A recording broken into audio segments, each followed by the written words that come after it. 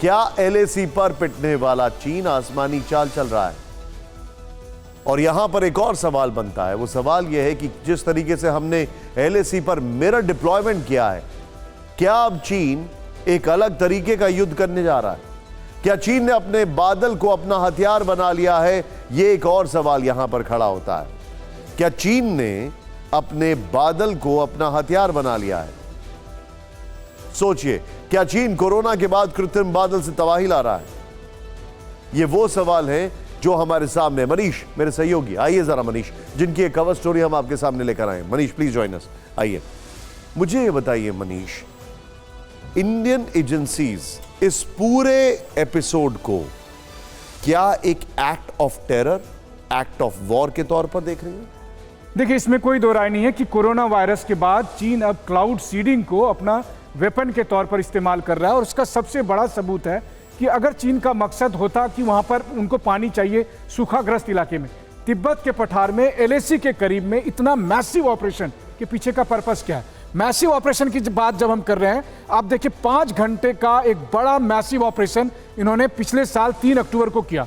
उसी समय से इंडियन एजेंसी लगातार नजर बनाए हुए थे और उस समय 15,000 स्क्वायर किलोमीटर एरिया में उन्होंने बारिश कराई थी। और तब से जितना वहां पर डेवलपमेंट प्रोजेक्ट में काम चल रहा है, जिस तरीके से एलएसी के आसपास में क्लाउड सीडिंग की जा रही थी, ऐसे में बहुत हद तक इंडियन सिक्योरिटी एजेंसीज को मानना है कि सिक्किम में जो बादल फटा है वो भी चीन के क्लाउड सीडिंग का ही असर है, उसी की वजह से हुआ है। ये हमारे लिए केवल एक नेशनल सिक्योरिटी का ही मसला नहीं है। आप ये देखिए कि हमारा मानसून को वो प्रभावित करेगा। चीन जिस तरीके से क्लाइमेट मैनिपुलेशन कर रहा है, चीन जिस तरीके से तिब्बत पठार पर मैसिव मात्रा में क्लाउड सीडिंग कर रहा है, इससे आपका मानसून भी, उसका पूरा पैटर्न प्रभावित हो जाएगा।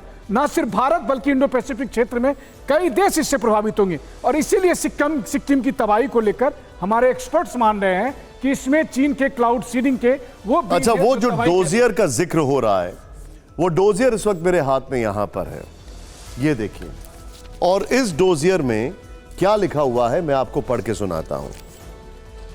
Is the unprecedented floods in China due to Chinese experiment of cloud seeding spiraling out of control? Is it another Chinese experiment failing after COVID pandemic? यानी चीन में जो बारिश हो रही है, क्या वो उसी की गलती की वजह से हो रही है? लेकिन क्लाउड सीडिंग वो अपना कर रहा है, तो सिक्किम में बादल कैसे? देखिए, जब तिब्बत के पठार को आप ये देखिए कि तिब्बत के पठार की ऊंचाई की वजह से ही और हिंद महासागर की वजह से ही आपका पूरा का पूरा मानसून जो है वो हम सबको मिलता है। और वैसी स्थिति में जब तिब्बत के पठार पर आप बड़े मात्रा में क्लाउड सीडिंग करेंगे तो फिर आप उसको पुश करके सिक्किम तक पहुंचा सकते हैं। और सिक्किम तक पहुंचाने की उसकी कवायद पिछले 1 साल से चल रही थी, जिसका परिणाम हुआ जब जाकर 3-4 अक्टूबर की रात में हमने देखा कि कितनी बड़ी तबाही हुई है। तो ये आप सोचिए कि आसमान पर जब आप बादल लगते हैं, एलएसी पर तो आपने सही कहा, मिरर डिप्लॉयमेंट कर सकते हैं, आप उनको चीनी सैनिकों को भगा सकते हैं, लेकिन जब आसमान पर आपके बादल आ रहे होंगे तो आप कैसे शक करेंगे कि ये चीन का बादल जो है वो यहां पर मुसीबत लाने वाला है? लेकिन इसका जवाब क्या होगा, ये गौर करने वाली बात है। इसका जवाब होगा डैम्स, इसका जवाब होगा चाइना को उसी की भाषा में जवाब देना, और वो बड़ा तरीके से भारत को आता है। कैसे जवाब देना है? एक तो डैम्स है और दूसरा जो रिवर्स को लेकर पॉलिसी है उसके ऊपर चाइना की आर्म ट्विस्टिंग अब जरूरी है। लेकिन वो कहते हैं ना, कर्म पीछा नहीं छोड़ते, ये आप रिपोर्ट में जरूर देखेंगे। लेकिन ये देखिए, चाइना, ये वही हमारे पास जो आपके सामने मैं आपको दिखा रहा हूं, जरा इस तरफ देखिए। और शायद आप इसको पढ़ ना पाए क्योंकि व्हाइट पेपर पे, तो मैं आपको पढ़ के सुना देता हूं। China seeding impact surface, clouds cultivated, land flooded. अब इंटरेस्टिंग बात क्या है, Specific areas and provinces where cloud seeding has been implemented.